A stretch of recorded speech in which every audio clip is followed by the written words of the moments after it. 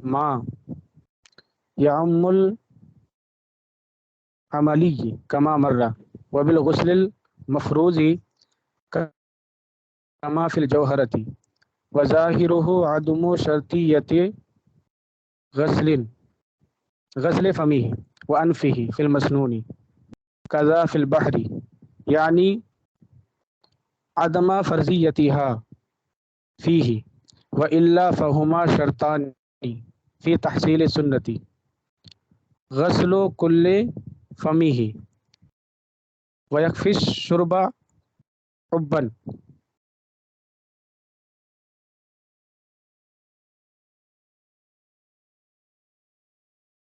چلیے، بسم اللہ الرحمن الرحیم، نحمده ونصلی ونسلم علی رسول الکریم، اما بعد۔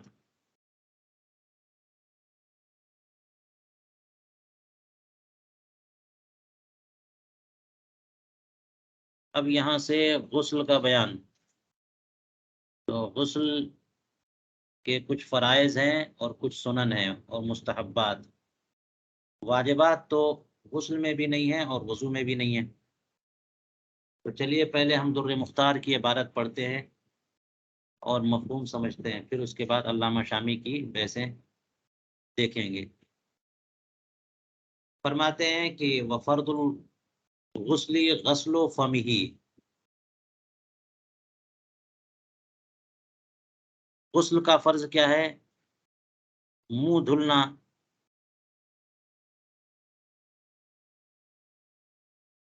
وانفہ وبدنہ، اور ناک دھلنا اور باقی پورا بدن دھلنا۔ یہ تین فرائض غسل ہیں جو آپ کو پہلے سے معلوم ہے۔ علامہ علاء الدین حصکفی اس کی تشریح میں کیا فرما رہے ہیں؟ وفرض الغسل اراد به ما يعم العملیہ کما مر۔ آپ نے پہلے پڑھ لیا نا کہ فرض جو ہے فرض اعتقادی بھی ہوتا ہے اور فرض عملی بھی، اور یہاں مراد فرض عملی اور فرض اعتقادی دونوں، یہ لفظ عام مراد ہے مطلق، جس کی دو قسمیں ہیں، اعتقادی اور عملی۔ یعنی فرض اعتقادی ہی مراد نہیں ہے، فرض عملی بھی شامل اس میں ہے۔ اس کی وجہ یہ ہے کہ ناک کا اندرونی حصہ دھلنا اور منہ کا اندرونی حصہ دھلنا، کلی کرنا، یہ فرض ہے۔ حنفیہ کے نزدیک اور شافعیہ کے نزدیک فرض نہیں ہے، تو اعتقادی تو نہیں ہوا نا۔ تو باقی پورا بدن دھلنا یہ فرض اعتقادی ہے، اور یہ جو ہے نا وہ فرض عملی ہے، مزمزہ اور استنشاق۔ اسی لیے فرمایا کہ مصنف کی مراد فرض سے یہاں پر وہ فرض ہے جو کہ عملی کو بھی شامل ہے۔ وبالغسل المفروضہ، مصنف نے لفظ غسل سے یعنی لفظ فرض سے عام فرض مراد لیا جو اعتقادی اور عملی دونوں کو شامل ہے۔ لفظ غسل سے فرض غسل مراد لیا ہے، یہ عام مراد نہیں لیا ہے، یا غسل مسنون مراد نہیں لیا ہے، غسل مستحب مراد نہیں لیا، بلکہ غسل سے غسل فرض، کما فی الجوہرہ، جیسا کہ جوہرہ میں۔ وظاہرہ، اس کا ظاہری مفہوم کیا ہوگا؟ عدم و شرطیت غسل فمہ وانفہ فی المسنون۔ اس کا مفاد یہ ہوگا کہ یہ جو تین فرائض بتائے گئے ہیں یہ فرض غسل کے تین فرائض ہیں، تین ارکان ہیں۔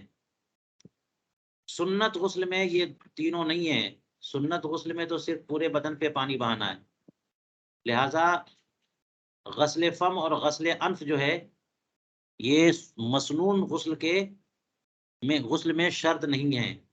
عدم و شرطیت غسل فمہ فی المسنون قضا فی البحر، البحر الرائق میں یوں ہی ہے۔ اور عدم شرطیت ہی جو کہا وظاہر عدم و شرطیت غسل فمہ، تو عدم شرطیت سے عدم فرضیت مراد ہے، عدم شرطیت سے عدم فرضیت مراد ہے۔ وَإِلَّا فَهُمَا شَرْطَانِ فِي تَحْصِيلِ السُّنَّةِ، ورنہ مسنون غسل میں بھی یہ دونوں شرط ہیں سنت کی تحصیل میں، کہ مسنون غسل بطریق مسنون ہو، مسنون غسل بھی بطریق مسنون ہو، سنت غسل ہو۔ یہ تو تبھی نہ ہوگا جب پورا طریقے سے غسل ہوگا کہ مزمزہ اور استنشاق دونوں ہو۔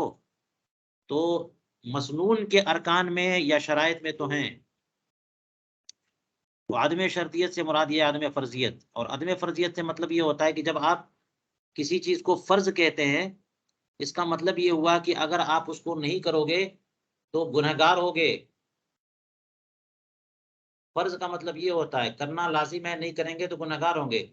شرط کا مطلب ہوتا ہے کہ کرنا لازم ہے، نہیں کریں گے تو وہ چیز ہوگی نہیں، گنہگار ہوں گے کہ نہیں ہوں گے یہ الگ مسئلہ ہے، لازم نہیں ہے کہ گنہگار ہوں گے۔ شرط کا مطلب یہ ہوتا ہے اذا فات الشرط فات المشروط۔ آگے کا غسل و کل فمہ، پورا منہ دھلنا، اور چونکہ پورا منہ دھلنا فرض ہے غسل میں، تو فرماتے وَيَكْفِي الشُّرْبُ عِبًّا، غٹ غٹ کر کے اگر پانی پی لیا تو اس سے بھی یہ فریضہ غسل کا ادا ہو جائے گا۔ تو شرب عبن جو ہے اس غسل فم کے لیے کفایت کرتا ہے۔ اصل میں پانی پینے کا دو طریقہ ہے، ایک تو یہ کہ پانی چوس چوس کر پیا جائے، منہ سے کھینچا جائے تو مس کہتے ہیں، مس یا مسو، اور ایک ہے شرب عبن، یعنی چوسے نہیں کھینچے نہیں بلکہ پانی منہ میں ڈالے اور غٹ غٹ پیتے چلے گئے۔ تو بندہ جب پانی چوس کر کے پیتا ہے تو زبان کے ذریعے ایک باریک سی نالی بناتا ہے اور بس پانی کھینچتا ہے، اسی نالی کے ذریعے پانی اندر چلا جاتا ہے، تو زبان بھی پوری تر نہیں ہوگی، اس کی کروٹیں نہیں بھیگیں گی، مسوڑے سوکھے پانی سے تر و تازہ نہیں ہوں گے، کہیں پانی نہیں پہنچے گا، سیدھے باریک سی نالی جو بن جائے گی منہ میں، اسی نالی سے جو ہے نا پانی اندر چلا جائے گا، ایک راستہ بن جائے گا، چلا جائے گا اندر۔ یہ ہوتا ہے چوس کر کے پینے میں، تو پانی پی لیا چوس چوس کر کے، پانی نے پورا منہ تو دھلا نہیں، لیکن اگر غٹ غٹ کر کے پیے گا تو اس میں پورا منہ استعمال ہوتا ہے، تو پورے منہ میں پانی چلا جائے گا، اس لیے کہتے ہیں کہ اس طرح سے پینے سے غسل فم کا فریضہ ادا ہو جائے گا۔ لأن المج ليس بشرط في الأصح، اس لیے کہ مج یعنی پانی واپس میں سے باہر پھینک دینا، جسے کلی کرنا کہتے ہیں، صحیح قول کے مطابق یہ شرط نہیں ہے۔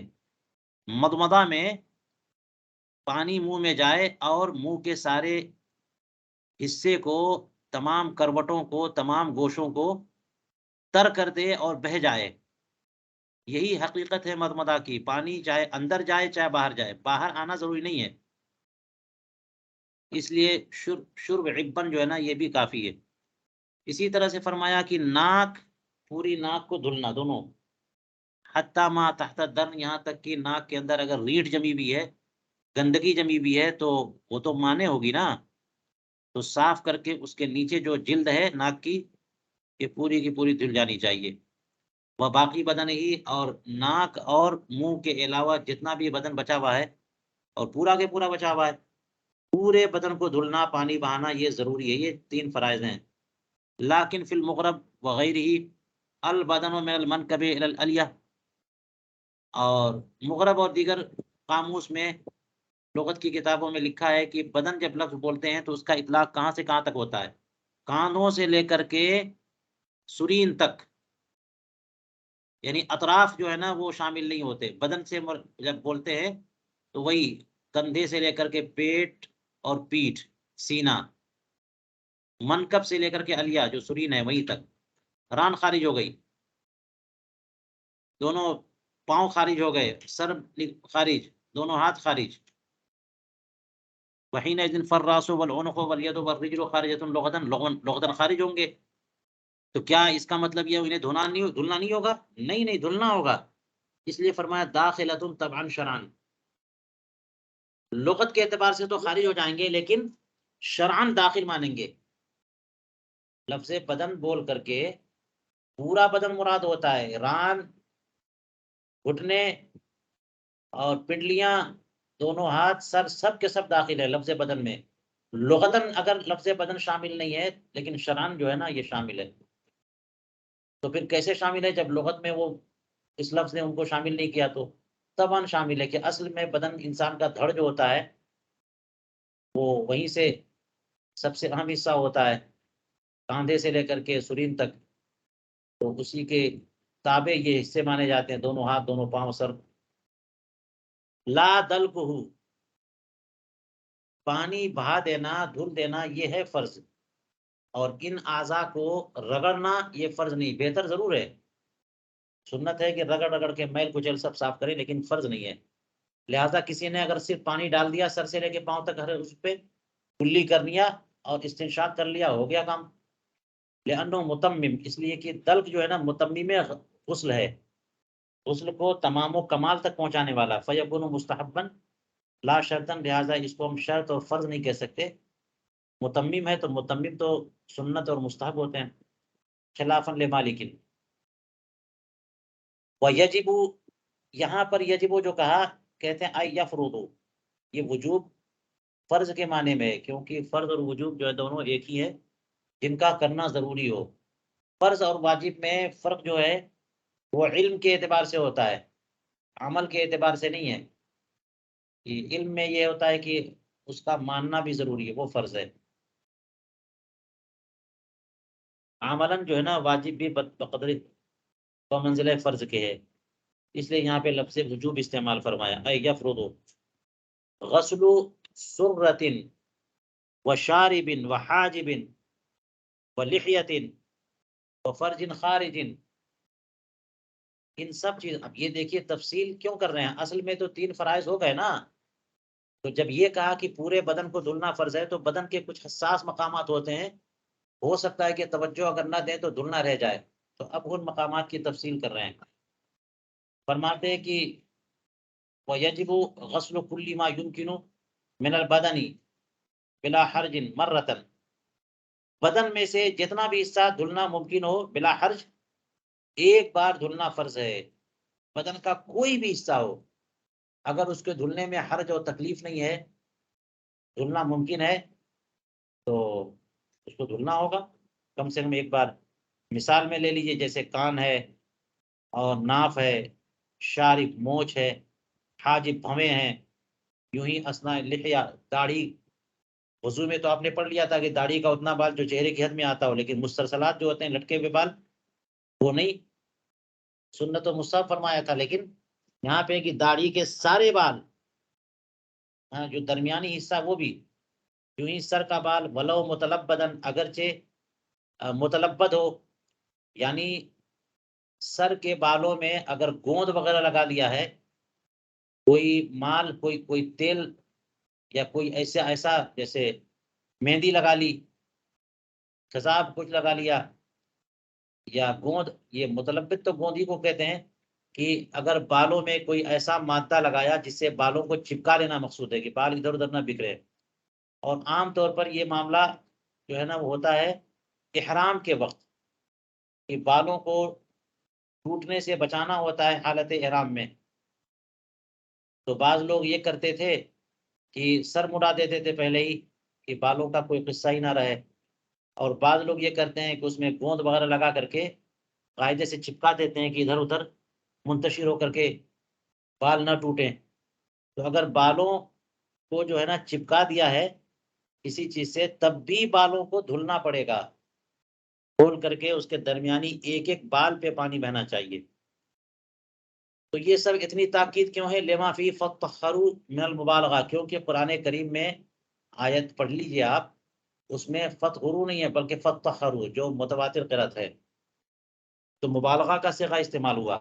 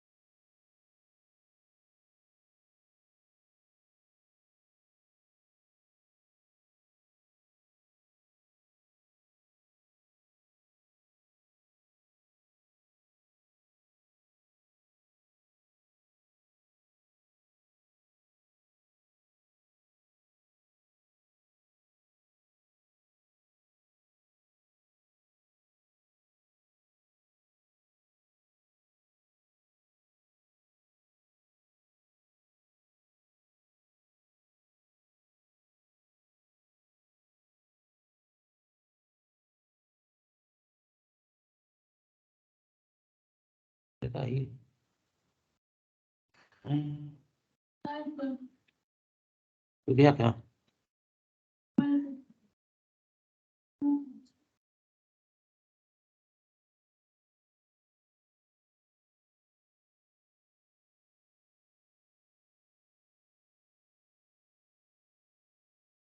ہیلو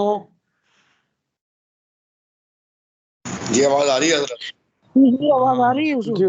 جی جی ٹھیک ہے لائٹ کٹ گئی تھی تو ڈسکنیکٹ. جی ٹھیک ہے. چلیے یہ باتیں سب سمجھ میں آ رہی ہیں. تو آیت کریمہ میں فَفَّخَرُوا ہے مبالغے کا صیغہ، اس لیے اسی وجہ سے امام اعظم ابو حنیفہ نے وہ منہ اور ناک کا جو اندرونی حصہ ان دونوں کو شامل کیا ہے. اور یہ جو تفصیل بتا رہے ہیں اس میں بھی فرمایا کہ وجہ یہی ہے کہ جہاں جہاں آپ کے لیے ممکن ہو دھلنا آپ دھلیے نا، جب تک کہ حرج نہ ہو. تھوڑی موڑی زحمت کو، پریشانی کو حرج نہیں کہتے ہیں، حرج میں مشقت ہوتی ہے. تو وہ اگر معاملہ نہیں ہے تو پھر آپ کو دھلنا پڑے گا. اسی طرح سے فرمایا فرج خارج کو بھی دھلنا پڑے گا. یہ سب چیزیں جو ہے نا جسم کا خارجی حصہ ہے، باطنی حصہ نہیں ہے، داخلی حصہ نہیں. جسم کے داخلی حصے جو ہے نا ان کا دھونا فرض نہیں ہے، جسم کا داخلی حصہ. تو فرج خارج اب خواتین کے معاملے میں یہ ہے جیسے مردوں میں کہ عضو تناسل اب دھلنا، اور اسی طرح سے وہ، لیکن اگر جو احلیل پڑھا آپ نے، احلیل پیشاب کا راستہ اندرونی، وہ تو باطن ہے نا. تو اسی طرح سے خواتین میں فرج خارج کو بدن کا خارجی حصہ مانا جائے گا اور فرج داخل کو بدن کا داخلی حصہ مانا جائے گا. تو فرج خارج کو دھلنا فرض ہے، فرج داخل کو دھلنا فرض نہیں ہے. دیکھ لیجئے فرمایا وہ فرج، ہاں وہ فرجن خارجن، یہ اس پر عطف ہے. وَيَجِبُ غَسْلُ سُرَّةٍ وَشَارِبٍ وَحَاجِبٍ وَلِحْيَةٍ وَفَرْجٍ خَارِجٍ. وجہ یہ بتایا لِأَنَّهُ كَالْفَمْ، اس لیے کہ فرج خارج جو ہے نا ایسے ہی جیسے مضمضہ کہا ہے نا، منہ جو ہے نا اگرچہ بندے کو لگتا یہ ہے کہ منہ بند کر لینے پہ کہ وہ داخلی حصہ، لیکن ہے نہیں داخلی، خارجی حصہ مانا جائے گا. یہی معاملہ فرج خارج کا بھی ہے. لا داخلن، فرج داخل کا دھونا فرض نہیں ہے. وجہ لأنه باطن، کیونکہ فرج داخل جو ہے نا وہ باطنی حصہ مانا جاتا ہے. فرمایا ولا تدخلوا اصبعها في قبولها به يفتى. اب یہ جو بتا دیا گیا ہے کہ جسم کے جس حصے تک دھلنا اور پانی پہنچانا ممکن ہو وہاں پر دھلنا ہوگا، لیکن اس کا مطلب یہ ہے کہ خارجی حصہ جو پہلے ہی سے شرعاً داخلی حصہ یا باطنی حصہ مانا جاتا ہے وہاں پر دھلنا ضروری نہیں ہے. لہٰذا خواتین کے لیے یہ حکم نہیں ہے کہ وہ اپنی انگلی فی قبولھا اپنے قبول میں داخل کر کے اندرونی حصہ بھی صاف کریں، دھلیں. اگر دھلتی ہیں تو اچھی بات ہے، تنظیف کا معاملہ ہے، لیکن یہ فرض واجب نہیں ہے. بہ یفتیٰ، فتویٰ اسی پر ہے. لا یجب غسل ما فیہ حرج، ہاں جس کے دھلنے میں حرج ہو اس کا دھلنا فرض نہیں ہے، واجب نہیں ہے. چاہے وہ بظاہر جو ہے نا وہ بدن کا خارجی حصہ نظر آئے لگے. اس کی مثال دیکھ لیجئے، کعین وثقب ان ضم وداخل قلفۃ، جیسے کہ آنکھ ہے اور ایسا سوراخ جو کہ مل چکا ہے، اب اس میں دھلنے میں پریشانی ہوگی. یوں ہی داخل قلفہ، مرد ایسا ہے جس کا ختنہ نہیں ہوا تو ختنے کی جو جلد ہوتی ہے اس کا اندرونی حصہ، اس کا دھلنا یہ اس کے لیے پریشانی کا باعث ہو سکتا ہے، اس لیے اس میں حرج ہے، اس لیے اس کو دھلنا ضروری نہیں ہے. حالانکہ سب ظاہر ہے. کعین کے بعد فرمایا وَإِنِ اكْتَحَلَ بِكَحْلٍ نَجْسٍ، اگر یہ ان وصلیہ نہیں ہے جیسا کہ علامہ شامی نے آگے تشریح کی ہے. اگر کسی نے ناپاک سرما لگایا، ناپاک سرما، تو ناپاک سرما تو آنکھوں کو ناپاک کر دے گا نا، لیکن آنکھوں کو دھلنا ضروری نہیں ہے. اس لیے کہتے ہیں کہ آنکھوں میں ناپاک سرما لگایا تو دھلنا واجب نہیں ہے، کیونکہ آنکھوں کو دھلنے میں حرج ہے، اور اس کی تفصیل علامہ شامی بھی بیان کرتے ہیں۔ آنکھ کی جو نا وہ جو گولا ہے آنکھ کا، وہ کچھ ایسے مادے سے بنا ہے اللہ تبارک و تعالیٰ کی قدرت سے کہ پانی اور اس کا مزاج الگ الگ ہے، پانی اس کو نقصان پہنچائے گا، اس لیے اگر آنکھوں کا اندرونی حصہ ناپاک بھی ہو جائے تب بھی اس کو دھلنے کا حکم نہیں ہے۔ ایسے ہی ہے جیسے کہ جسم کے اندرون میں کوئی نجاست ہوتی ہے، خون ہے، فضلات ہیں، تو حکم تھوڑی ہے کہ کسی طرح ہاتھ ڈال کر کے اندر صاف کرو، اذیت ہے، حرج ہے، مشقت ہے۔ ہاں وہی سرما جو ناپاک ہے، اگر وہ پلکوں پر آ گیا، آنکھوں سے باہر آ گیا، تو پھر تو وہاں دھلنا پڑے گا۔ اسی طرح سے وہ سوراخ جو مل جائے اور قلفے کا داخل بل یندبو، داخل قلفے کا داخلی حصہ دھونا یہ مندوب و مستحب ہے، واجب نہیں ہے، وہ الاصح قالہ الکمال۔ اور یہ جو فرمایا کہ قلفے کا داخلی حصہ دھلنا فرض نہیں ہے، عللہ بالحرج، وجہ اس کی حرج ہے، اس کی تعلیل کیا بیان کی ہے؟ حرج، اس میں حرج ہے۔ کہہ دیا جائے کہ قلفہ کھولو، تو قلفہ کھولنا آسان نہیں ہوگا جس کا ختنہ نہیں ہوا ہے۔ فسقط الاشکال، تو اشکال جو پیش کیا ہے یہاں پر بعض فقہا نے، وہ ساقط ہو گیا۔ وہ کیا ہے آگے بیان کریں گے علامہ شامی۔ اور مسعودی میں کیا ہے؟ ان امکنا فسق القلفتی بلا مشقت یجب و الا لا، اگر قلفے کو کھولنا بغیر مشقت کے ممکن ہو تو قلفے کا اندرونی حصہ دھلنا بھی واجب ہوگا، اور اگر بغیر مشقت کے نہ کھل سکے بلکہ تکلیف ہوگی تو اندرونی حصہ دھلنا واجب نہیں ہوگا۔ یہ تفصیلی بات ہو گئی۔ چلیے یہاں تک ہم پڑھتے ہیں۔ اب دیکھیے علامہ شامی کیا کہتے ہیں۔ فرمایا قولہ وفرض الغسل الواو للاستئناف او للعطف، استئناف کے لیے ہوگا تو اس کا مطلب یہاں سے نئی بحث شروع ہو رہی ہے، عطف کے لیے ہوگا تو شروع جو وضو کا حکم تھا، تو طہارت کے دو حصے ہو گئے، وضو اور غسل، تو وضو کا بیان پہلے ہو گیا ارکان وضو کہہ کر کے، اور اسی پر عطف فرض الغسل۔ فرض بمعنی مفروض ہے، مصدر اس میں فاعل کے معنی میں بھی ہوتا ہے اور اس میں مفعول کے معنی میں بھی ہوتا ہے۔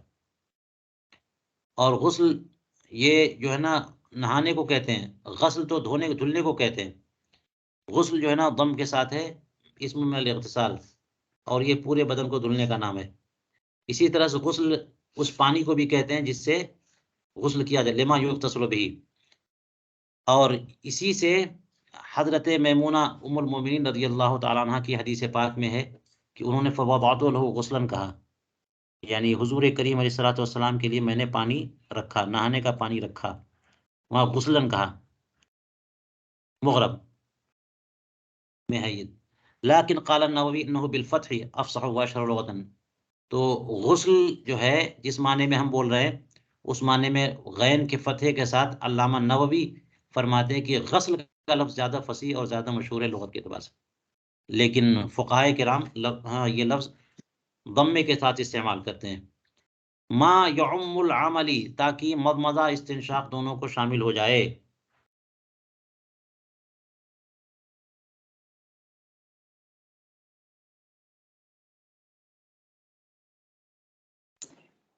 اس لیے کہ یہ دونوں قطعی نہیں نہ ہیں، مضمضہ استنشاق دونوں غسل میں، غسل واجب میں، غسل فرض میں ان کو دھلنا، مضمضہ استنشاق کرنا فرض ہے لیکن عملی ہے۔ لقول شافعی، کیونکہ امام شافعی کا قول جو ہے نا دونوں کے سنت ہونے کا ہے، وضو میں بھی سنت ہیں اور یہاں بھی سنت ہیں امام شافعی کے نزدیک، کما مرہ اے فی الوضو، اور وہیں پر ہم نے اس کی تفصیل کر دی ہے۔ غسل سے مراد فرض غسل ہے، یعنی جنابت والا غسل ہے، حیض و نفاس والا غسل ہے، تو یہاں پر الف لام عہد کے لیے، الف لام 4 قسم کے ہوتے ہیں نا، اس میں ایک عہد ہے، اور عہد سے مراد عہد ذہنی یہاں پر، نہ کہ عہد خارجی کی اس کا ذکر ہوا ہو۔ یعنی ماخوذ من المنح، منح الغفار میں یہ ہے، وہیں سے ماخوذ ہے یہ بات، یعنی کہ جب کہا انہوں نے، یعنی عدمہ فرضیتی حافی۔ علامہ طحطاوی نے فرمایا والمراد بعدم الفرضیتی ان صحت الغسل المسنون لا تتوقف علیہما، مسنون غسل کی صحت مضمضہ استنشاق پر موقوف نہیں ہے۔ فرض غسل کی صحت مضمضہ استنشاق پر موقوف تو ہے، لیکن سنت غسل اس پر موقوف نہیں۔ کوئی بندہ بغیر مضمضہ استنشاق کے پورا بدن دھل دے گا تو سنت غسل ادا ہو گیا۔ یہ مراد ہے استنشاق اور مضمضہ کے فرض نہ ہونے کا۔ وَأَنَّهُ لَا يَحْرُمُ تَرْكُهُمَا، اور یہ بھی مطلب ہے کہ ان دونوں کا مسنون غسل میں چھوڑ دینا یہ حرام نہیں ہے۔ فرض غسل میں چھوڑیں گے تو حرام ہے کیونکہ غسل ہوگا ہی نہیں، سنت غسل میں چھوڑنا حرام نہیں ہے، یہ مطلب ہے عدم فرضیت سے۔ جی وظاہر کلامی انہما اذا ترکا لا یکون آتین بالغسل المسنون، تو اس کا مطلب یہ ہوا کہ اگر یہ دونوں چیزیں چھوڑ دی گئیں تو بندہ جو چھوڑ رہا ہے وہ مسنون غسل کرنے والا نہیں مانا جائے گا۔ وفیہ نظر،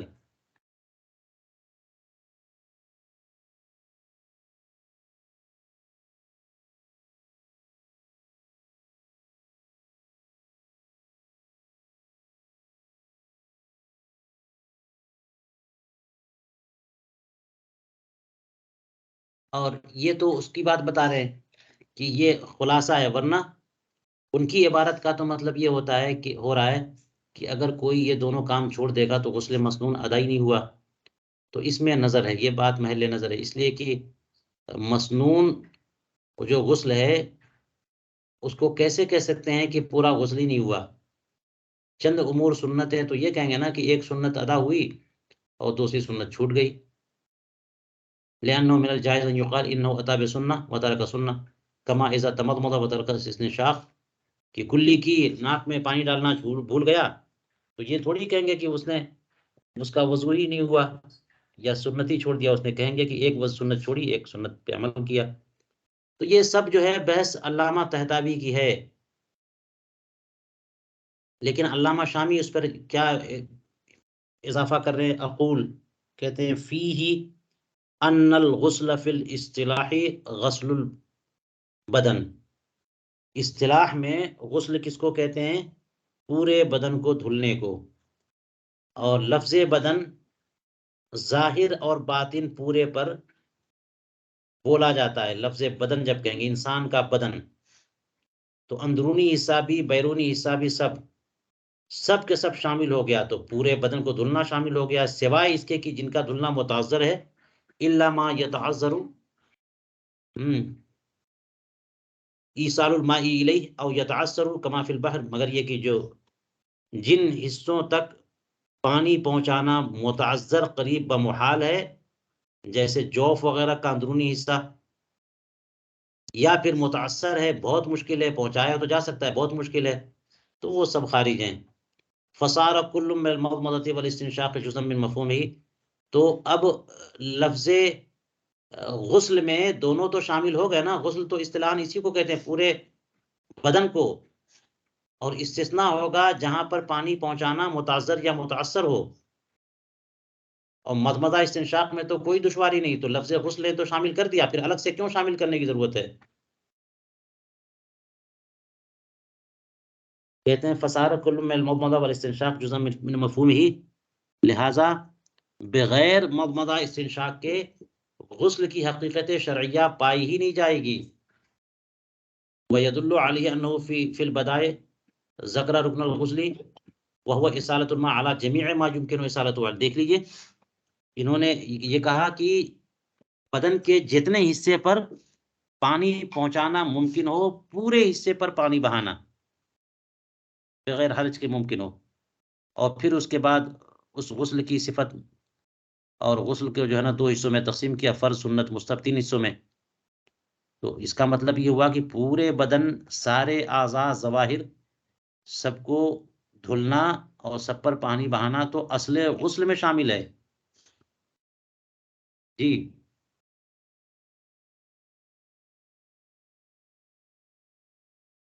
فلو كانت حقيقة الغسل الفرضي تخالف غيره لما صح تقسيم الغسل الذي ركنه ما ذكر إلى الأقسام الثلاثة.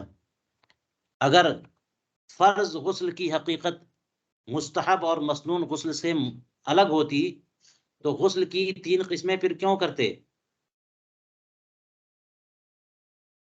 لما صح تقسیم الغسل الذي ركنه ما ذکر، جس کا رکن وہی ہے جو بیان کیا، وہ سارے کے ارکان وہی ہیں، تو ان کو 3 اقسام کی طرف کیسے بیان تقسیم کرتے؟ فَيَتَعَيَّنُ كَوْنُ الْمُرَادِ بِعَدْمِ الْفَرْضِيَّةِ هُنَا عَدْمُ الْإِسْمِ. لہٰذا علامہ شامی کی جو تحقیق ہے وہ یہ ہوئی کہ اب اس کا متعین معنی یہ ہوا کہ فرض نہیں ہے یعنی گناہ گار نہیں ہوگا، یہ نہیں ہے کہ اس کی شرط یا اس کا رکن نہیں ہے. کما هو المتبادر من تفسیر شارع، جیسا کہ شارع علامہ علاء الدین حسکفی نے جو تفسیر کی ہے، جو وضاحت کی، اس سے متبادر یہی ہوتا ہے کہ فرضیت نہیں یعنی گناہ گار نہیں. لا عدم و توقف صحت علیہما، یہ نہیں کہ صحت ان دونوں پر موقوف نہیں ہے، صحت موقوف ہے، چاہے مستحب غسل ہو، چاہے مسنون غسل ہو، چاہے فرض واجب غسل ہو. مزمزہ استنشاق نہیں ہوگا تو غسل نہیں ہوگا، غسل شرعی نہیں ہوگا، مسنون غسل بھی نہیں ہوگا. غسل نامی ہے پورے بدن کا، جہاں جہاں پانی پہنچایا جا سکے وہاں پانی پہنچا دیا جائے، بہا دیا جائے.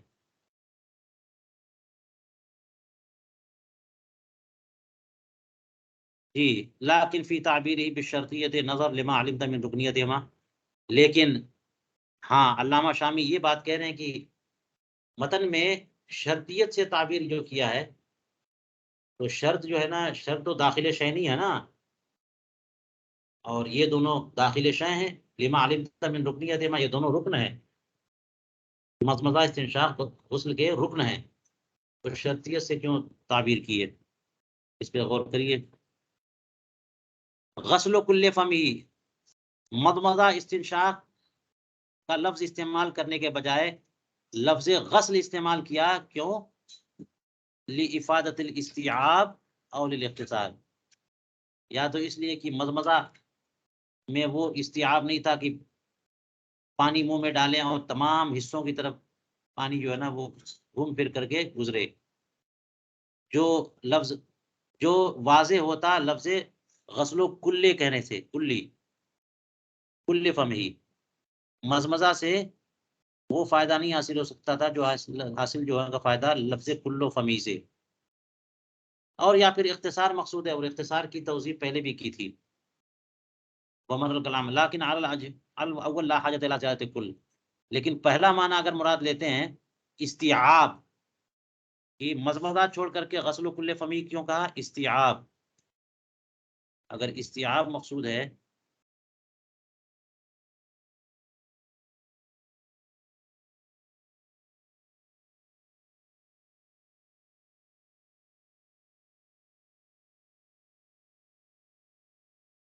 تو لفظ کلو کہنے کی کوئی ضرورت نہیں ہے، کیونکہ آپ نے ابھی پڑھ لیا ہے لفظ غسل کا معنی کہ بدن کے ہر حصے جہاں بھی ممکن ہو پانی پہنچا دینا، تو کل کہنے کی کیا ضرورت ہے؟ جی قولہ وَيَكْفِي الشُّرْبُ عِبًّا أَيْ لَا مَسًّا، غٹ غٹ کر کے پئیں گے تو یہ مزمزہ کے لیے کافی ہے، چوس چوس کر پئیں گے تو نہیں. اور یہ عبن جو ہے وہ عین محملہ کے ساتھ ہے، غین کے ساتھ نہیں. مراد یہاں پر کیا ہے عبن پینے سے؟ الشرب بجمیع الفم، پورے منہ سے پینا. اور چوس کے پیتے ہیں نا تو صرف زبان کا کچھ حصہ اس میں شامل ہوتا ہے، پورے منہ سے نہیں پیتا. وہذا والمراد بما فی الخلاصہ ان شرب علی غیر وجہ السنہ یخرج عن جنابت، یہی تو مراد ہے خلاصہ میں جو فرمایا کہ اگر کسی نے خلاف سنت طریقے سے پانی پیا تو جنابت کی کے عہدے سے آدمی باہر نکل آئے گا، یعنی جنابت کا غسل ادا ہو جائے گا. خلاف سنت طریقے سے پانی پیا تو غسل جنابت ہو جائے گا. یعنی اگر صرف اتنا ہی کام کیا ہے تو منہ سے جنابت ختم ہو جائے گی.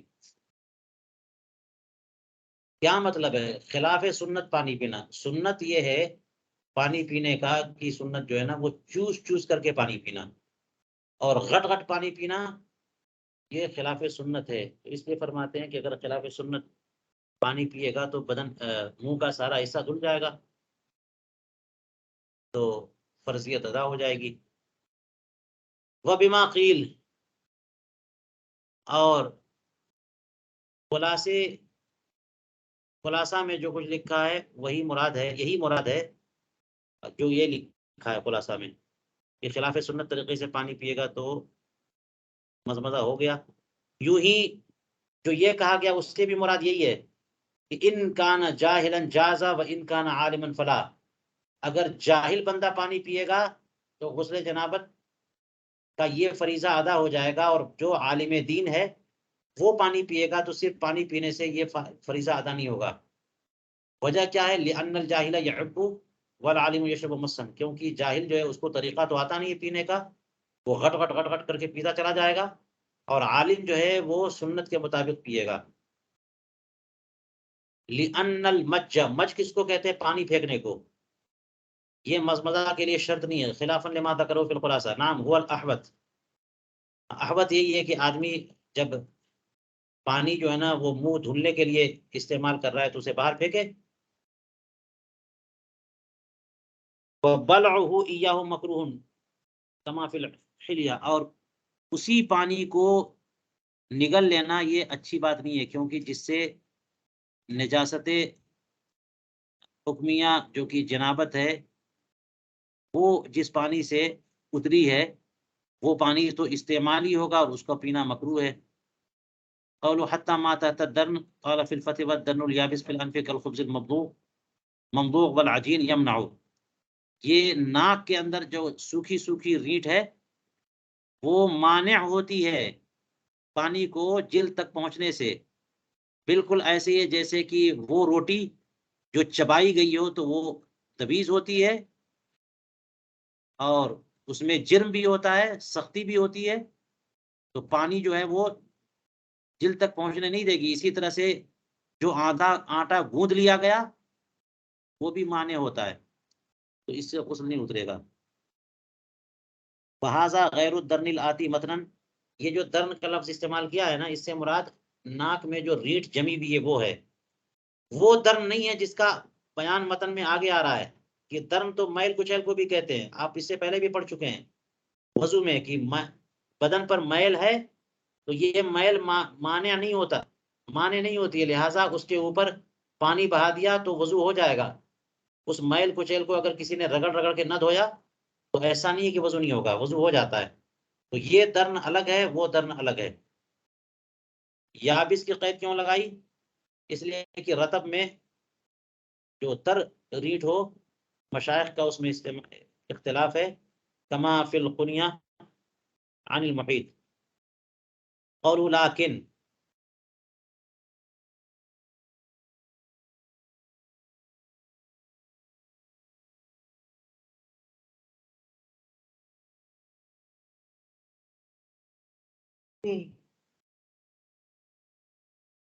اوپر بتایا تھا نا لیکن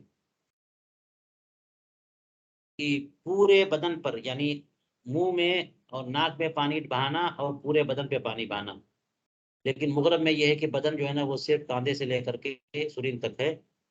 تو یہ استدراک کیوں کیا؟ متن کے ظاہر پر استدراک ہے، جبکہ لفظ بدن کا اطلاق جسد پہ کیا.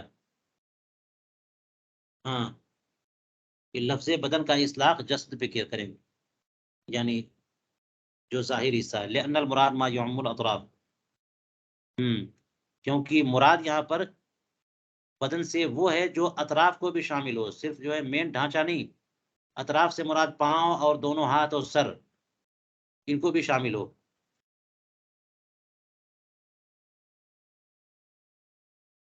فرماتے والذی فی القاموس البدن محرک، البدن نہیں، البدن من الجسد ما سوى الراس. جسد سے بدن جب لفظ استعمال کرتے ہیں تو سر کے علاوہ باقی حصہ جو ہے نا بدن ہے. بدن کا لفظ سر کے علاوہ باقی حصے پر بولا جاتا ہے جیسا کہ قاموس میں ہے. جی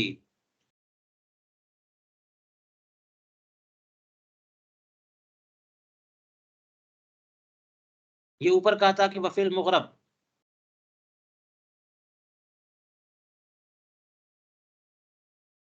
ہاں لیکن فی المغرب وغیرہ، تو مغرب جو ہے نا اصل میں زمخشری کے ایک شاگرد ہے، تلمیذ علامہ مطرزی، ان کی ایک کتاب ہے لغت کی، قاموس ہے اصطلاحات فقہیہ میں، اسی کو انہوں نے کہا کہ مغرب جو ہے میم کے ضمے کے ساتھ ہے، اس کے بعد غین معجمہ ہے ساکنہ ہے مغرب، یہ لغت کی ایک کتاب ہے جو امام مطرزی کے، جو زمخشری کے تلمیذ تھے، اس میں لغوی الفاظ کا ذکر انہوں نے کیا جو ہماری فقہ کی کتابوں میں آتے ہیں۔ ایک اور کتاب ان کی ہے ذرا نسبتاً بڑی ہے، اس کا نام معرب ہے، خلافاً لمالک، ان کی کیا روایت عن ابی یوسف، یہی امام ابو یوسف کا بھی قول ہے، کما فی الفتح، یفرض، یجب کا معنی یفرض اے لیس المراد بالواجب المصطلح، لفظ واجب سے واجب اصطلاحی مراد نہیں ہے، بلکہ واجب سے مراد فرضی ہے یہاں پہ۔ مونچھ اور بھویں، اس سے مراد مونچھ کا بال نہیں ہے، بھووں کے بال نہیں ہے، بلکہ بشرا اور شعر دونوں ہیں، اس کی جلدیں بھی، جلد بھی اور بال بھی، وہ ان کا صفحہ اگرچہ بہت زیادہ کثیف مونچھیں ہوں اور حاجب کے بال بھی بہت زیادہ ہوں، پھر بھی بال کا ایک ایک ٹکڑا، ایک ایک حصہ، ایک ایک جلد، سرا اور اسی طرح سے اس کی جلد، سب کے سب دھلنا ضروری ہے بالاجماع، کما فی النیت۔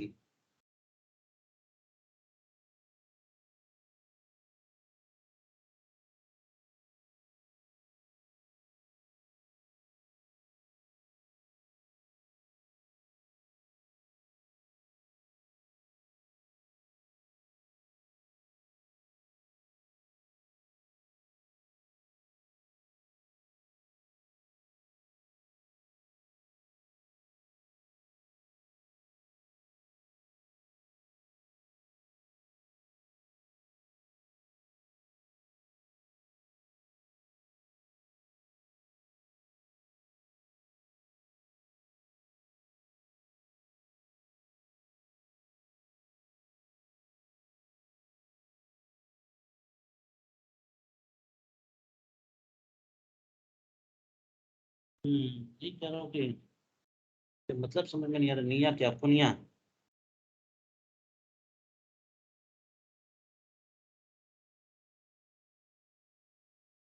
کتاب ہے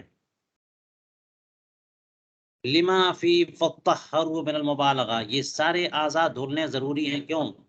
اس لیے کہ آیت کریمہ فطہروا میں مبالغہ ہے، علت لقولی ویجب، اور بہتر تھا کہ یہ دلیل یہاں پیش نہیں کرتے بلکہ فرج خارج کے بعد پیش کرتے، یعنی یہ جو دلیل پیش کی انہوں نے کہاں، لما فی فطہروا من المبالغہ، تو یہ تو انہوں نے کہا نا کہ بہت سارے اعضاء کو دھلنا واجب ہے، جیسے کان ہے، سرہ ہے، شارب ہے، حاجب ہے، لحیہ ہے، فرج خارج ہے، تو یہ سب کے بعد جان آنا چاہیے تھا، بیچ میں لا دیے، تو کہہ رہے وہی بہتر تھا کہ آخر میں آتے۔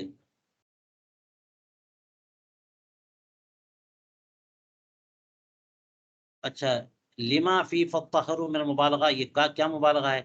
کہتے ہیں چونکہ مبالغے کا صیغہ ہے جو تقاضا کرتا ہے کہ ہر وہ حصہ دھونا واجب ہو جو بدن کا ظاہر ہے، اگرچہ کسی بھی جہت سے ہو، کل اشیاء المذکورہ، جیسے یہ ساری چیزیں جن کا ذکر ہوا۔ اس کی تفصیل یہ ہے کہ فطہروا یہ باب تفاعل، باب تفعیل، تطہیر یا تطہر، زیادہ واضح ہے کہ تفاعل ہونا چاہیے، تطہر، تبھی اطہروا آیا، مصدر اطہر بکسر الحمزہ وفتح التاء، اطہر، اور دونوں پہ، طا پر بھی، ہا پر بھی، دونوں پہ شدہ ہے، اصلہ تطہر، قلبت التاء ثم ادغمت، تا کو طا سے بدلا گیا اور دونوں کا ادغام ہو گیا، پھر یہ کہ ابتدا بالسکون محال ہے، تو حمزہ وصلی اس سے پہلا اطہر، اور اس کا مجرد صیغہ جو ہے نا طاہرہ ہے، پاک ہونا، پاک کرنا بالتخفیف، اور اس میں اتنا اضافہ ہوا ہے تا بھی کا بھی اضافہ ہوا، اور پھر ہا میں بھی شدہ ہے، 2 ہا ہے، پھر الف ہے، تو زیادتی بنا زیادتی معنی پر دال تو ہے. تو فخرا کا معنی پاک کرنا ہوا، تو یہاں پر تفخرا کا معنی زیادہ پاک کرنا نہیں ہوگا. وَلِصَاحِبِ الْبَحْرِ هُنَا كَلَامٌ خَارِجٌ عَنِ الْانْتِقَامِ أَوْضَحْنَاهُ فِي مَا عَلَّقْنَاهُ عَلَيْهِ. علامہ شامی کہتے ہیں کہ البحر الرائق میں اس مقام پر کچھ گفتگو فرمائی ہے صاحب البحر نے جو منظم نہیں ہے، جی خارج عن الانتظام. تو یہ کوئی ایسا مسئلہ نہیں ہے کہ الزام لگا رہے ہیں. فقہائے کرام اپنی باتیں بیان کرتے چلے جاتے ہیں، کبھی کچھ الفاظ آگے پیچھے ہو گئے، اور ان کی نظر معانی پر ہوتی ہے، نہ کہ اسلوب بیان اور بدیع اور صنعتوں پر یا ترتیب پر. یہ تو بیان اور مفہوم واضح کر دیں تو بات ہو جاتی ہے. علامہ شامی کہتے ہیں کہ ہم نے جو البحر الرائق پر تعلیق کی ہے اس میں وضاحت کر دی ہے. تو البحر الرائق کی تعلیق علامہ شامی نے بھی کی ہے نا، منحۃ الخالق، اس میں دیکھ لیجئے گا کیا انہوں نے وضاحت کی ہے. کہتے ہیں لا داخل اے لا یجب غسل فرج داخل کا دھلنا واجب نہیں ہے. ولا تدخل اصبعها اے لا یجب ذالک، یعنی ایسا کرنا واجب نہیں ہے. یہ نہیں کہ منع ہے، اگر خواتین اس مقام کو دھل لیں تو یہ بہتر ہے، لیکن ایسا کرنا واجب ہے، ایسی بات نہیں ہے. کما فی الشرح البلالیہ. علامہ شامی کہتے ہیں اقول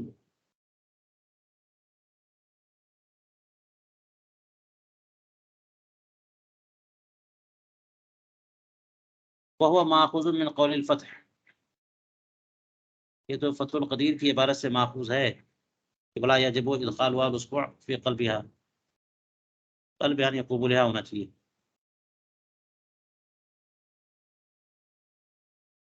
یہ واجب نہیں ہے، اسی پر فتویٰ ہے. اس کا مطلب واجب نہیں ہے، یہ مطلب نہیں ہے کہ منع ہے، بلکہ صفائی ہمیشہ بہتر چیز ہے. تو یہ حلبیہ سے انہوں نے اخذ کیا، یعنی علامہ حلبی نے یہ بیان کیا شرم بلالیہ کے حوالے سے. علامہ شامی کہتے ہیں یہ تو فتح القدیر میں بھی ہے. تو شرم بلالیہ نے کہاں سے لیا ہے؟ فتح القدیر سے. ففم اور تاتار خانیہ میں ولا تدخل المرأة اصبعها في فرجها عند الغسل، یہ بھی ہے، دیکھ لیجئے یہاں بھی ہے صافی معاملہ. امام محمد سے مروی ہے کہ ان لم تدخل الاصبع فلیس بتنظیف، اگر داخل نہ کرے انگلی تو یہ تنظیف نہیں ہے. اب کیا ہوگا مطلب اس کا مطلب یہ ہوگا کہ داخل کرنا چاہیے تاکہ صفائی ہو جائے، لیکن واجب نہیں ہے. پھر وہیں پر ہے کہ والمختار هو الاول، تو یہ پوری بات تاتار خانیہ کی لگ رہی ہے یہاں سے. یہ والمختار هو الاول، مختار جو ہے نا پہلا قول ہے.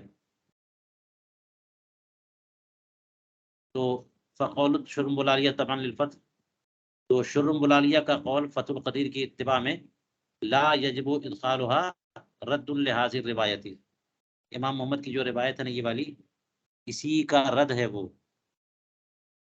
کیونکہ اس کو اس معنی میں لینا پڑے گا کہ اگر عورت انگلی داخل نہ کرے تو یہ تنظیف نہیں ہے. ہاں، حالانکہ جو فتح القدیر نے کہا کہ انگلی داخل کرنے کی ضرورت نہیں ہے، تطہیر ہو جائے گی، تو یہ کیسے کہا گیا کہ تنظیف نہیں ہے؟ وظاہرہ ان المراد بها الوجوب. تو یہ جو قول امام محمد ہے کہ ان لم تدخل الاصبع فلیس بتنظیف، اس کا مطلب یہ کہنا چاہ رہے ہیں کہ انگلی داخل کرنا واجب ہے. تو اسی کے رد کے لیے کہہ رہے ہیں کہ انگلی داخل کرنا واجب نہیں ہے. تأمل، اور اس پر انہوں نے کہا وہو بعید، اس سے یہ بات نکالنا بعید ہے کہ امام محمد نے یہ کہا ان لم تدخل الاصبع فلیس بتنظیف، اس سے یہ کہنا چاہ رہے ہیں کہ وہ واجب قرار دے رہے ہیں. اس لیے یہ کہا کہ یہ بعید مفہوم لگتا ہے، اس سے مراد واجب ہونا وجوب جو ہے بعید ہے. میں نے بھی بیان کیا بھی کہ تطہیر الگ چیز ہے، تنظیف الگ چیز ہے. تو انہوں نے یہ کہا کہ داخل نہ کرے تو تنظیف نہیں ہے، کہاں سے آپ نکال سکتے ہیں کہ وجوب کہنا چاہ رہے ہیں؟ تأمل. تو دونوں قول جو ہے نا، دونوں باتیں ایک مفہوم پر ڈالی جا سکتی ہیں. کعین، جہاں پر پانی داخل کرنا مشقت میں ڈالنا ہو، حرج ہو، وہاں پر پانی بہانا واجب نہیں ہے، جیسے کہ آنکھ. لأن فی غسلها من الحرج ما لا یخفی، آنکھوں کے جو دونوں گولے ہیں، ان کو دھلنے میں جو اذیت اور تکلیف اور حرج ہے وہ پوشیدہ نہیں ہے. وجہ یہ ہے کہ یہ دونوں تو چربیاں ہیں نا جو پانی کو قبول نہیں کر سکتی. اور ایسا ہوا ہے وقد کف بصر من تکلف له من الصحابہ، صحابہ رضوان اللہ، ان میں سیدنا عبداللہ ابن عمر ہیں، سیدنا عبداللہ ابن عباس ہیں رضی اللہ تعالیٰ عنہم. ان لوگوں نے ایسا تکلف کیا تھا، اور ہاں بعض صحابہ کی آنکھ چلی گئی، روشنی چلی گئی. مسلسل اگر اسی طرح سے آنکھوں کو دھلتے رہیں گے پانی سے تو یہ ہو چکا ہے، اس لیے اس میں حرج تو ہے، اس لیے ان کو دھلنا واجب نہیں ہے. ومفاد عدم وجوب غسلها علی الاعمى، اس کا حاصل یہ ہے کہ اندھے پر بھی آنکھوں کے گولوں کا دھلنا واجب نہیں ہے.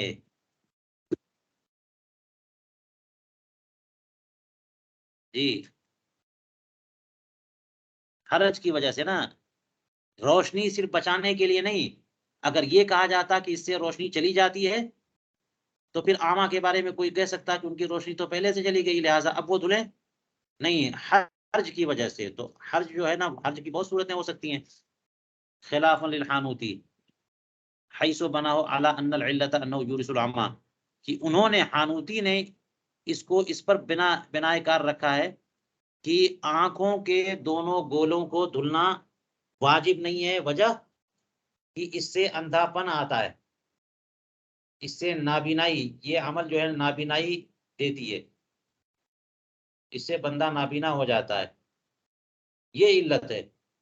اگر یہ علت ہے تو پھر جو بندہ نابینا ہو چکا ہے اب مزید وہ کہاں نابینا ہوگا، تو اس کو دھلنا واجب ہونا چاہیے.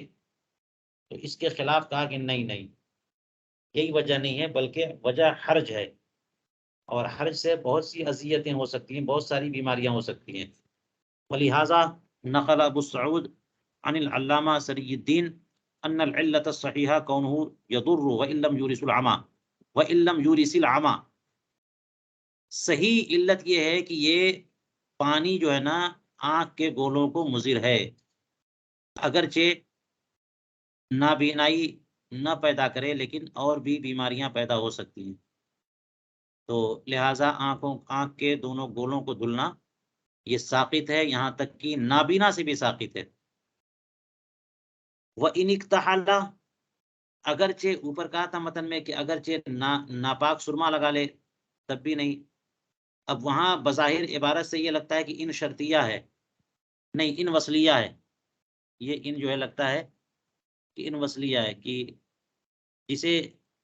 جس کے دھلنے میں حرج ہو جیسے آنکھ، اس کو دھلنا واجب نہیں ہے.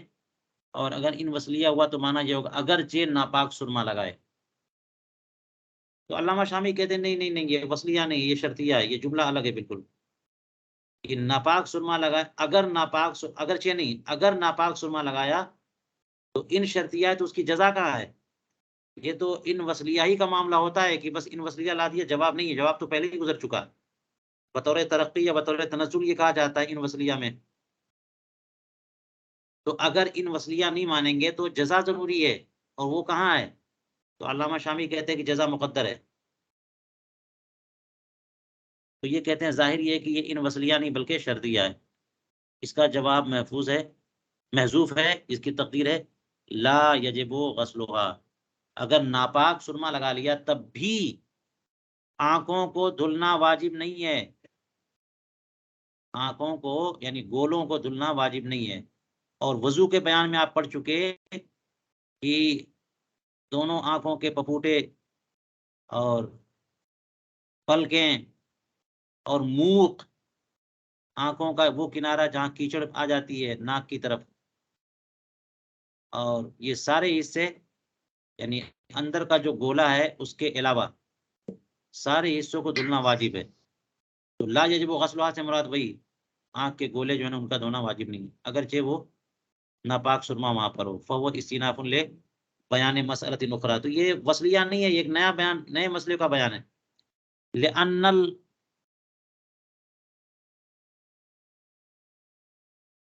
غسل المذکور قبل غسل نجاست حکمیت وہذا غسل نجاست حقیقیہ، کہ اس سے پہلے جس غسل کا ذکر چل رہا ہے وہ نجاست حکمیہ کو دھلنے کی بات ہو رہی ہے. جس دھونے کی بات چل رہی ہے پہلے سے وہ کون سی نجاست حقیقیہ کو دھلنے کی تو بات ہی نہیں ہو رہی ہے. یہاں پہ پخانہ ہے، پیشاب ہے، شراب ہے، فلاں ڈھکاں، یہ سب چیزیں دور کرنا، اس کا بیان تھوڑی پورا سیاق دیکھ لیجئے. جس کا ذکر چل رہا ہے وہ تو نجاست حکمیہ کے زوال کا معاملہ ہے. لہٰذا فلا یصح جعل ان وصلیہ، لہٰذا ان کو وصلیہ قرار ہی نہیں دے سکتے کیونکہ یہ تو نجاست حکمیہ کا معاملہ ہے. تو اس میں وصلیہ کہاں سے آ جائے گی نجاست حقیقیہ وصلیہ کے طور پہ؟ تأمل.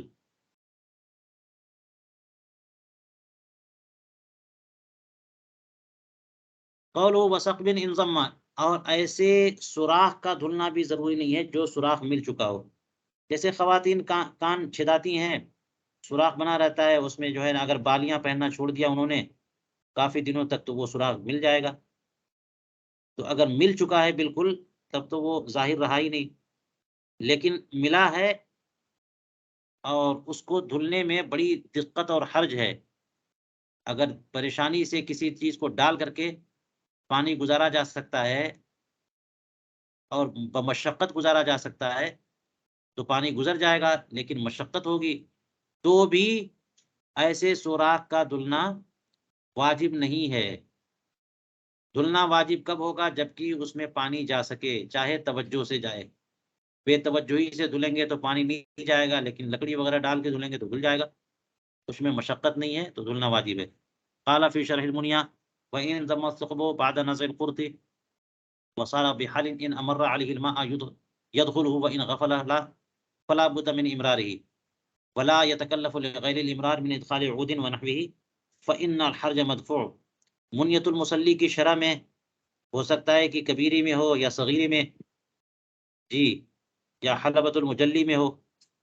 فرماتے ہیں کہ اگر بالی اتارنے کے بعد وہ جو کانوں کا سوراخ ہے وہ مل جائے، بالی اتارنے کا مطلب یہ ہوا کہ بالیاں عورتیں پہنے رہتی ہیں تو اس میں سوراخ، بالی کے لٹکنے سے سوراخ دکھ رہا ہوتا ہے، اور اگر اسے نکال لیا تو بظاہر وہ مل گئے، لیکن اگر اس کو پھیلایا جائے تو اس میں جگہ موجود ہے. تو ملنے سے مراد یہ وقتی طور پہ ملنا ہے، جلدیں مل گئی. تو بالی اتارنے کے بعد جلد اگر مل جائے اور وہ اس طرح ہو جائے کہ پانی اگر وہاں پہ گزاریں گے تو پانی تو جائے گا، لیکن اگر غفلت کریں گے تو پانی اندر بالکل نہیں جائے گا، تو پھر وہاں پانی گزارنا پڑے گا. زحمت تو نہیں ہے، خالی توجہ کی ضرورت ہے.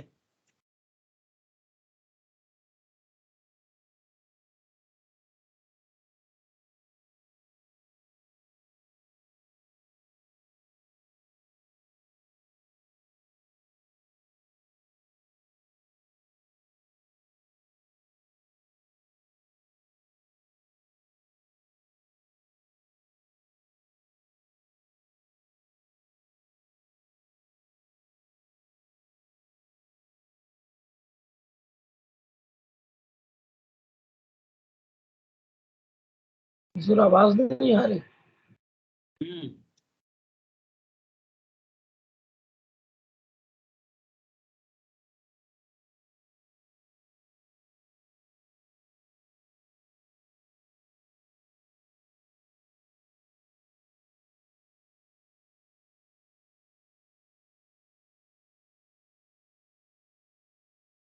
جی، میں یہ غور کر رہا ہوں کہ یہ کیا ہے.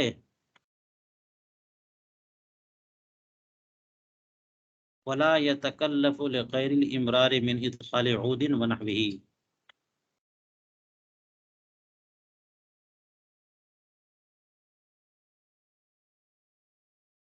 مجھے لگ رہا ہے کہ لغیر الامرار کے بجائے للامرار ہونا چاہیے.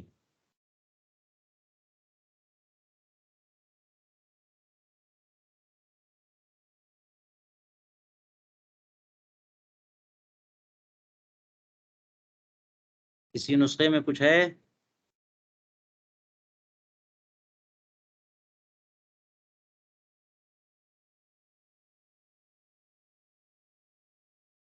آپ لوگ ذرا دیکھیے گا کسی کے پاس کوئی اور نسخہ ہو تو. میری آواز سنائی دے رہی ہے آپ لوگوں کو؟ جی حضور آواز آ رہی ہے. مسئلہ یہ ہے کہ کوئی سوراخ بدن میں ہے، کان کی بات چل رہی ہے، ناک کی بات بھی ہو سکتی ہے. عورتوں کے لیے مسئلہ یہ خاص ہو سکتا ہے کہ اگر اس سوراخ میں کوئی چیز نہیں ہے تو وہ تو سوراخ ملتا ہوا لگے گا. توجہ سے پانی ڈالیں گے تو پانی چلا جائے گا، بے توجہی سے نہا لیں گے تو پانی نہیں جائے گا. تو آدمی کو پانی توجہ سے وہاں ڈالنا ضروری ہے. وہی تو کہا فلا بد من امرار ہی، پانی کا گزارنا ضروری ہے، کیونکہ یہاں حرج اور مشقت نہیں ہے. لیکن اس پانی کے گزارنے کے لیے کوئی اور تکلف کرنے کی ضرورت نہیں ہے، جیسے لکڑی داخل کریے، کھولیے مل کر کے اس کو، ہیں ونحوہ، لکڑی انگلی وغیرہ داخل کر کے کھینچ کھانچ کر کے اس میں پانی، کیونکہ اس میں تو حرج ہوگا نا، فإن الحرج مدفوع. بات میری سمجھ رہے ہیں؟ جی حضور. اچھا، ایک توجہ ہو سکتی ہے، ہاں یہی ہو سکتا ہے، ولا یتکلف لغیر الامرار، ہاں یعنی امرار کا تکلف کرنا ہے. ایک معنی یہ کریں تو صحیح ہو جائے گا، لیکن کوئی اور نسخہ بھی دیکھیے گا. اگر غفلت کریں تو پانی نہیں جائے گا، اور توجہ سے ڈالیں تو پانی اندر چلا جائے گا. تو امرار کی کوشش کرنا ہے. امرار میں پانی گزارنے میں تکلف ہو، زحمت ہو، تو یہ زحمت برداشت کر لیجئے، امرار کر لیجئے. لیکن امرار کے علاوہ من بیانیہ، یہ غیر امرار کا بیان ہے. من، امرار کے علاوہ کسی اور تکلف کی ضرورت نہیں ہے، مثلا لکڑی داخل کرنا یا کچھ اور. فإن الحرج مدفوع. چلیے، وداخل خلفہ، خلفہ کا اندرونی حصہ دھلنا بھی واجب نہیں ہے. الخلفہ والغلفہ بالقاف والغین، الجلدۃ التي يقطعها الخاتن، ختنہ کرنے والا جو جلد کاٹ دیتا ہے. اس میں فتح القاف بھی ہے، ضم القاف بھی ہے. اسمعی میں فتح القاف واللام ہے. فسقط الاشکال، یہ جو اشکال متن میں پیش کیا تھا وہ کون سا اشکال ہے بھلا؟ انہوں نے کہا کہ خلفہ کا اندرونی حصہ دھلنا واجب نہیں ہے، مستحب ہے. اور وجہ کیوں واجب نہیں ہے؟ کیا وہ بیرونی حصہ نہیں ہے؟ آپ نے پڑھ تو لیا کہ پیشاب کا قطرہ اگر خلفے میں بھی آ جاتا ہے، باہر نہیں نکلا تب بھی وضو ٹوٹا، وہ تو ہے ظاہر، مگر پھر بھی دھونا کیوں واجب نہیں ہے؟ حرج کی وجہ سے. یہاں کہا تھا وعللوا بالحرج. تو جب آپ علت حرج قرار دیں گے تو اس کا اشکال جو ہے نا وہ ساقط ہو جائے گا. جو اشکال ہے وہ کون سے اشکال کی بات؟ علامہ ذیلعی نے اشکال پیش کیا تھا، وہ اشکال ساقط ہے. علامہ ذیلعی کا اشکال، وہ کیا اشکال ہے؟ امام علامہ ذیلعی نے گویا کہ تبیین الحقائق میں فرمایا ہوگا، کہتے ہیں لا یجب، ان کا ارشاد ہے لا یجب، خلفا کا اندرونی حصہ دھلنا واجب نہیں ہے. لأنہ خلقۃ کقصبۃ الذکر، اس لیے کہ یہ ایک ایسا حصہ ہے جو ذکر کے درمیانی حصے کی طرح اندرونی. اس وجہ سے ذکر کا جو اندرونی حصہ ہے وہاں پر کوئی نجاست آ جاتی ہے، پیشاب کا قطرہ، تو اس کو دھلنا ضروری نہیں ہوتا ہے. تو اسی طرح سے خلفا کے اندرونی حصہ جو ہے، خلفا کا اندرونی حصہ وہ بھی دھلنا واجب نہیں ہوگا. یہ جو کہا ہے نا خلقتن کا قصبۃ الذکر، یہ وہ جسم کا وہ حصہ ہے جو قصبہ ذکر کے درجے میں ہے.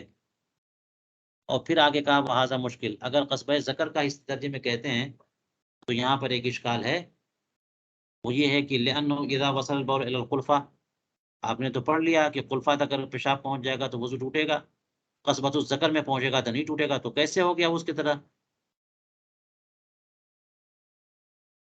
پیشاب اگر خلفے تک آ جائے وضو ٹوٹ گیا، تو اس کا مطلب یہ ہوا کہ خلفا کا بیرونی خلفا جو ہے نا اس کا اندرونی حصہ، اسے تو اس مسئلے میں خارج کا حکم دیا گیا ہے. وفی حق الغسل کا داخل، اور غسل کے معاملے میں جو ہے داخل کا حق دیا گیا، غسل کے حق میں داخل کا حکم دیا گیا. تو یہ ایک اشکال ہے کہ کیوں اس کو ایک مسئلے میں خارج اور دوسرے مسئلے میں داخل، ایسا کیوں ہے؟ یہ اشکال ہے. اور یہ اشکال کیسے ساقط ہے؟ وجہ سقوط ان علت عدم وجوب غسلها الحرج، وہ علت ہے نہیں، یہ قصبہ ذکر کے درجے میں ہے، بلکہ وجہ یہ ہے کہ ہے وہ ظاہر ہی، وضو میں بھی ظاہر ہے، غسل میں بھی ظاہر ہے، لیکن غسل میں ایسے ہی ظاہری اعضاء کا دھلنا ضروری ہے جن کے دھلنے میں حرج نہ ہو. تو خلفا کا اندرونی حصہ دھلنا اس لیے ساقط ہے کیونکہ اس میں حرج ہے. اے ان الاصل وجوب الغسل الا انه سقط للحرج وانما يرد الاشكال على التعليل بكونها خلقه. یہ جسم کا ایک اندرونی حصہ ہے، یہ اگر وجہ بتائیں گے تو اس پر اشکال ہے، اور یہ وجہ نہیں ہے بلکہ غسل اس کا دھونا معاف ہے، وجہ حرج ہے، تو پھر وہ اشکال ہی نہیں رہا. ولہذا قال فی الفتح والاصح الاول اے کونو عدم الوجوب للحرج، حرج کی وجہ سے وہ چیز دھلنا واجب نہیں، نہ یہ کہ وہ فلاں جگہ اور اس جیسے مشابہ ہے. وقال قبله في نواقض الوضوء بعد ذکره الاشکال، اسی اشکال کے ذکر کرنے کے بعد نواقض وضو میں فرمایا، ہو سکتا ہے اس سے مراد فتح القدیر کا فرمانا ہے کہ لیکن فی الظاہریہ انما عللوا بالحرج لا بالخلقہ وهو المعتمد، کہ ظاہریہ میں بھی حرج کی ہی تعلیل بیان کی ہے.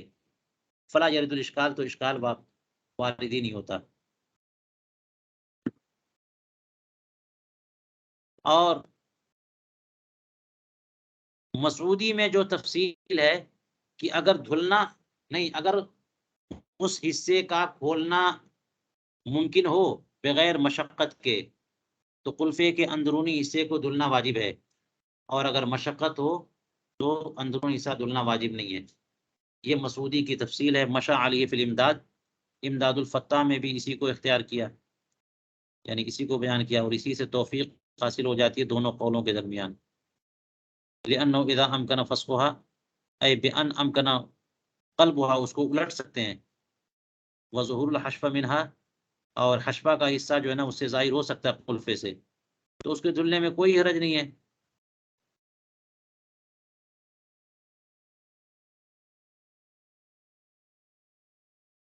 تو اس کو الٹ دیا جائے گا. وَإِلَّا، اور اگر اس طرح سے الٹ نہ سکیں، وَإِلَّا بِأَن لَمْ يَكُنْ فِيهَا سِوَى ثَقْبٍ يَخْرُجُ مِنْ الْبَوْلِ، سوائے اس سوراخ کے جس سے پیشاب نکلتا ہے کوئی گنجائش نہیں ہے اندر، تو پھر کھلنا اور پلٹنا واجب نہیں ہے حرج کی وجہ سے.